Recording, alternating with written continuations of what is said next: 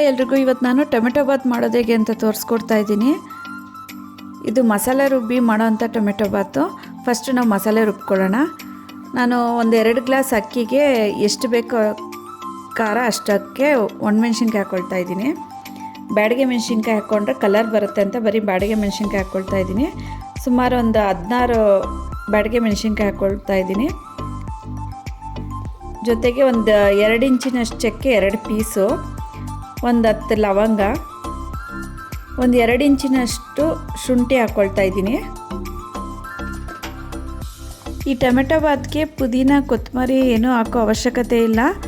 ಬೇಕಿದ್ರೆ ಸ್ವಲ್ಪ ಕೊತ್ತಂಬರಿ ಹಾಕೋಬೋದು. ಅದೆಲ್ಲ ಹಾಕಿದ್ರೆ ತುಂಬ ಮಸಾಲೆ ಅನಿಸುತ್ತೆ. ಇಷ್ಟೇ ಸಾಕು. ಒಂದು 2 ಇಳ್ಕಷ್ಟು ಬೆಳ್ಳುಳ್ಳಿ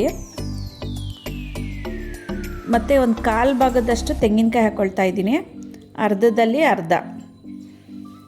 ಮತ್ತು ಒಂದು 2 ಸ್ಪೂನು ಧನಿಯಾ,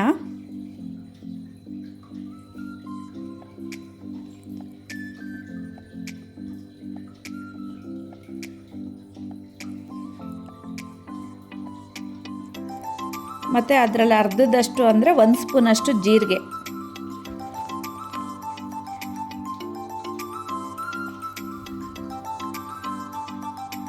ಮತ್ತು ಒಂದು ಸಣ್ಣದು ಒಂದು ಈರುಳ್ಳಿನ ಹೆಚ್ಚಿ ಹಾಕ್ಕೊಳ್ತಾ ಇದ್ದೀನಿ, ಹಸಿ ಈರುಳ್ಳಿ.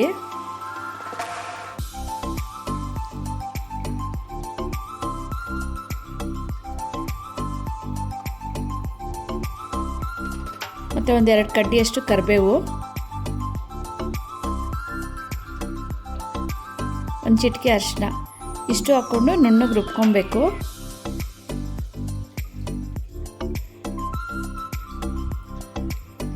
ನೋಡಿ, ಈ ಥರ ಫುಲ್ಲು ನೈಸಾಗಿ ಪೇಸ್ಟ್ ಮಾಡ್ಕೊಬೇಕು. ಈಗ ನಾನು ಒಂದು ಕುಕ್ಕರ್ ಇಟ್ಕೊಂಡು ಒಂದು 100 ಗ್ರಾಮಷ್ಟು ಎಣ್ಣೆ ಹಾಕ್ಕೊಳ್ತಾ ಇದ್ದೀನಿ. ಜೊತೆಗೆ ಒಂದು 2 ಸ್ಪೂನಷ್ಟು ತುಪ್ಪ ಹಾಕ್ಕೊಳ್ತಾ ಇದ್ದೀನಿ. ಬಾತ್ಗೆಲ್ಲ ನಾವು ತುಪ್ಪ ಹಾಕಿ ಮಾಡೋದ್ರಿಂದ ತುಂಬ ಟೇಸ್ಟಿಯಾಗಿ ಬರುತ್ತೆ. ಮತ್ತು ಒಂದು 2 ಪಲಾವ್ ಎಲೆ, ಒಂದು ಏಲಕ್ಕಿ ಹಾಕ್ಕೊಳ್ತಾ ಇದ್ದೀನಿ. ಮೀಡಿಯಮ್ ಗಾತ್ರದ ಈರುಳ್ಳಿನ ಒಂದು 3 ಈರುಳ್ಳಿಯಷ್ಟು ಹೆಚ್ಚಿ ಹಾಕ್ಕೊಳ್ತಾ ಇದ್ದೀನಿ. ಇದು ಸ್ವಲ್ಪ ಕೆಂಪಗಾಗೋವರೆಗೂ ಹುರ್ಕೊಳ್ಳೋಣ. ಮತ್ತು ನಾನು 1 ಗ್ಲಾಸ್ಗೆ 2 ಟೊಮೆಟೊ ಹಣ್ಣಷ್ಟು ಹಾಕ್ಕೊಬೇಕು. 1 ಗ್ಲಾಸ್ ಅಕ್ಕಿಗೆ ಮೀಡಿಯಮ್ ಗಾತ್ರದಾದರೆ ಒಂದು 3 ಬೇಕಾಗುತ್ತೆ. ನಾನು 2 ಗ್ಲಾಸ್ ಅಕ್ಕಿ ಹಾಕೋದ್ರಿಂದ ನಾನು 6 ಟೊಮೆಟೊ ಹಣ್ಣು ಹಾಕ್ಕೊಳ್ತಾ ಇದ್ದೀನಿ. ಹುಳಿ ಕಮ್ಮಿ ಬೇಕು ಅಂದರೆ ಬೇಕಾದರೆ ಒಂದು 4-5 ಹಾಕ್ಕೊಳ್ಬೋದು. ದಪ್ಪ ಟೊಮೆಟೊ ಹಣ್ಣಾದರೆ 4 ಸಾಕಾಗುತ್ತೆ. ಸ್ವಲ್ಪ ರುಚಿಗೆ ತಕ್ಕಷ್ಟು ಉಪ್ಪು. ಇದು ಟೊಮೆಟೊ ಹಣ್ಣು ರುಬ್ಬಿ ಬೇಕಾದರೂ ಹಾಕೋಬೋದು, ಬಟ್ ಈ ಥರ ಮಾಡಿದ್ರೆ ಆವಾಗವಾಗ ಟೊಮೆಟೊ ಹಣ್ಣು ಸಿಗೋದ್ರಿಂದ ಟೇಸ್ಟಾಗಿ ಚೆನ್ನಾಗಿರುತ್ತೆ ಅಂತ ನಾನು ಈ ಥರ ಹೆಚ್ಚಿ ಹಾಕ್ಕೊಂಡು ಮಾಡ್ಕೊತಾ ಇದ್ದೀನಿ. ಚೆನ್ನಾಗಿ ಬೆಂದಾದಮೇಲೆ ಟೊಮೆಟೊ ಹಣ್ಣು ಮಸಾಲೆ ರುಬ್ಬಿರ್ತೀವಲ್ಲ ಅದು ಹಾಕ್ಕೊಳ್ಬೇಕು. ಚೆನ್ನಾಗಿ ಹಸಿ ವಾಸನೆ ಹೋಗೋವರೆಗೂ ಹುರ್ಕೊಬೇಕು.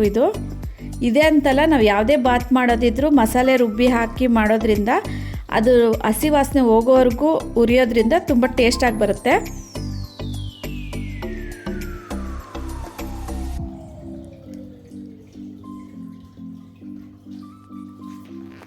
ಇದಕ್ಕೆ ನೀವು ಬಟಾಣಿ ಮತ್ತು ಇಲ್ಲಾಂದರೆ ಅವರೆಕಾಳು ಏನಾದರೂ ಹಾಕ್ಬಿಟ್ಟು ಮಾಡ್ಕೊಬೋದು. ನಾನು ಎಗರುತ್ತೆ ಅಂತ ಒಂದು 2 ನಿಮಿಷ ಮುಚ್ಚಿ ಬೇಯಿಸ್ಕೊತಾ ಇದ್ದೀನಿ.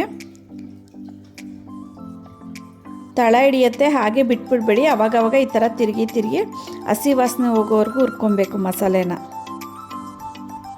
ಆವಾಗ ತುಂಬ ಚೆನ್ನಾಗಿ ಬರುತ್ತೆ ಟೊಮೆಟೊ ಬಾತು.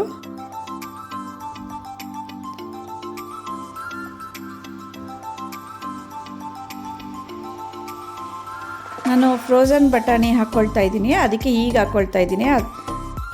ಒಂದು ಬಟ್ಲಷ್ಟು ಬಟಾಣಿ ಹಾಕ್ಕೊಳ್ತಾ ಇದ್ದೀನಿ.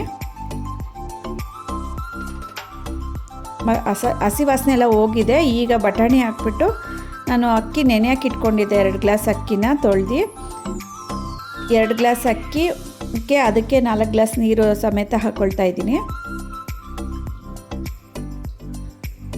ತುಂಬ ಈಸಿಯಾಗಿ ಆಗುತ್ತೆ, ಕ್ವಿಕ್ ಅಂತ ಆಗುತ್ತೆ, ತುಂಬ ಟೇಸ್ಟಿಯಾಗಿರುತ್ತೆ. ನೀವು ಮಾಡಿ ನೋಡಿ ಈ ಥರ ಹೇಗಿತ್ತು ಅಂತ ಕಮೆಂಟ್ ಮಾಡಿ. ಈಗ ಕುಕ್ಕರ್ ಮುಚ್ಚಿ ಒಂದು ವಿಷಲ್ ಕೂಗಿಸ್ಕೊಂಡ್ರೆ ಸಾಕು. ಟೊಮೆಟೊ ಬಾತು ಪ್ರತಿಯೊಬ್ಬರು ಇಷ್ಟಪಡ್ತಾರೆ, ಬಟ್ ಈ ಥರ ಮಾಡೋದ್ರಿಂದ ನೀವು 2 ತುತ್ತು ಎಕ್ಸ್ಟ್ರಾ ತಿಂತಾರೆ. ನೀವು ಮಾಡಿ ನೋಡಿ ಹೇಗಿತ್ತು ಅಂತ ತಿಳಿಸಿ. ಈ ರೆಸಿಪಿ ನಿಮ್ಗೆ ಇಷ್ಟ ಆಗಿದರೆ ಲೈಕ್ ಮಾಡಿ, ಶೇರ್ ಮಾಡಿ, ಸಬ್ಸ್ಕ್ರೈಬ್ ಮಾಡಿ. ಇನ್ನೂ ಸಬ್ಸ್ಕ್ರೈಬ್ ಮಾಡಿಲ್ಲ ಅಂದರೆ ಸಬ್ಸ್ಕ್ರೈಬ್ ಮಾಡಿ. ನೋಡಿ ಈ ಥರ ಎಷ್ಟು ನೀಟಾಗಿ ಬಂದಿದೆ. ಅವರೆಕಾಳು ಹಾಕಿ ಮಾಡ್ಬೋದು, ಇಲ್ಲಾಂದರೆ ಹಸಿ ಬಟಾಣಿ ಹಾಕಿದ್ರೆ ತುಂಬ ಚೆನ್ನಾಗಿರುತ್ತೆ. ಒಣ ಬಟಾಣಿ ಆದರೆ ರಾತ್ರಿನೇ ನೆನೆಸಿ ನಾವು ಈರುಳ್ಳಿ ಹಾಕ್ತೀವಲ್ಲ ಆ ಟೈಮಲ್ಲಿ ಹಾಕಬೇಕಾಗುತ್ತೆ, ಆವಾಗ ಚೆನ್ನಾಗಿ ಬೇಯೋದು. ಈ ಫ್ರೋಝನ್ ಬಟಾಣಿ, ಹಸಿ ಬಟಾಣಿ ಎಲ್ಲ ಸ್ವಲ್ಪ ಲೇಟಾಗಿ ಹಾಕಿದ್ರೂ ನಡೀತದೆ. ನೋಡಿ ಎಷ್ಟು ಚೆನ್ನಾಗಿ ಬಂದಿದೆ.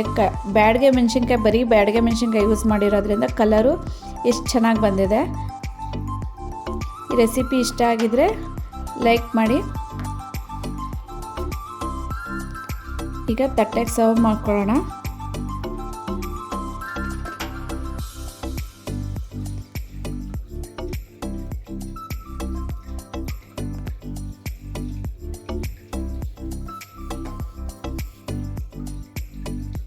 ಇನ್ನೂ ಸಬ್ಸ್ಕ್ರೈಬ್ ಮಾಡಿಲ್ಲ ಅಂದರೆ ಸಬ್ಸ್ಕ್ರೈಬ್ ಮಾಡಿ.